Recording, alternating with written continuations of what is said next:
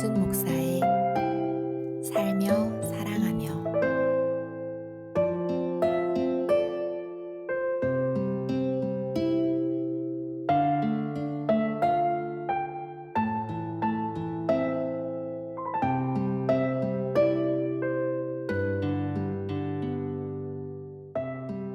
신앙을 그저 교회를 출석하는 것이라고만 말한다면 본래 가지고 있던 의미는 사라지게 됩니다.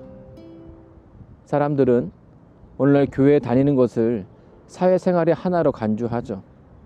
도덕적인 소양을 갖추기 위한 방편으로 생각하는 겁니다.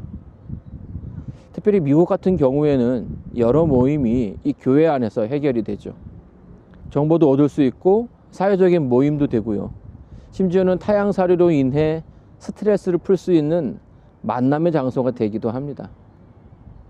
약 200년 전만 하더라도 조선에서 하나님을 믿는다는 것은 다른 의미가 있었죠. 그것은 죽음입니다.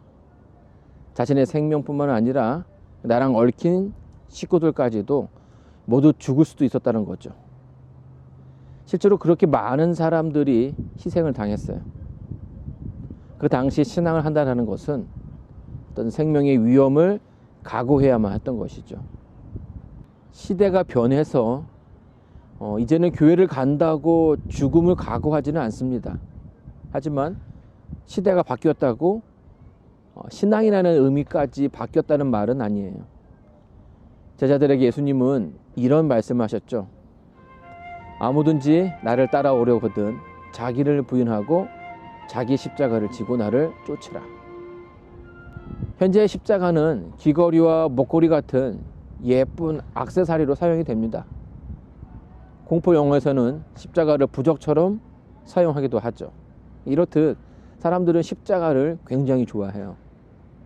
그러나 예수님 시대의 십자가는 전혀 다른 의미였습니다. 사람을 가장 고통스럽게 죽이기 위해서 만들어진 사형 제도로 극악무도한 죄인들에게만 내려지는 형벌이었죠. 너무 고통스러워서 로마는 자기 백성들에게는 법적으로 금했고 오직 이방인들에게만 그것을 허락하게 됩니다. 그래서 당시 사람들은 십자가를 자랑스럽게 생각하지도 않았고 또 귀하다고 여기지도 않았어요. 초기 기독교인들 중에는 이 십자가를 받아들일 수 없어서 예수님의 죽음을 부인했던 사람들도 있었고 예수님을 믿는 신앙에서 떠나간 사람들도 있었습니다. 하지만 예수님은 제자들에게 십자가를 지고 따라오라고 말씀하셨죠. 여기에는 두 가지 의미가 있는데요. 첫 번째는 자기를 부인하는 거죠. 무언가 일을 할 때에 사람들은 대개 자신의 지식과 경험을 바탕으로 일을 하게 됩니다.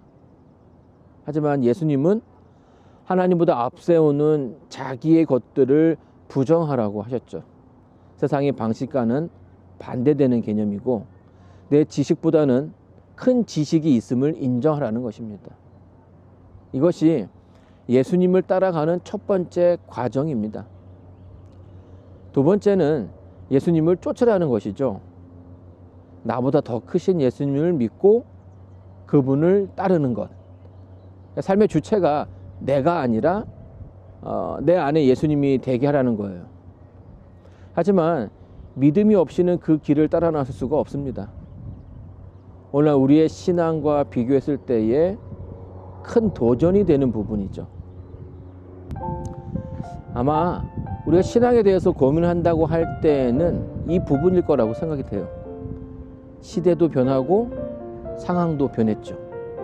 그런 가운데서 예수를 믿는 신앙을 지속해야 하는지 걱정하는 것은 적어도 한 번쯤은 경험했을 거라고 생각이 됩니다. 그러나 신앙은 취향도 아니고 순간의 감정도 아니에요. 물론 보이지 않는 길을 가는 것처럼 답답한 것도 없겠죠. 세상에는 믿어야 보이는 것들이 있어요. 그 중에 하나가 바로 신앙이죠. 세상이 보여주는 길이 아니라 하나님 뜻대로 살기로 마음을 정했을 때 비로소 그 길이 보일 겁니다. 그리고 그 길을 가는 것이 바로 예수님께서 말씀하신 신앙의 모습이죠. 신앙은 나의 감정이 아니라 하나님을 따라가는 원칙이기 때문입니다.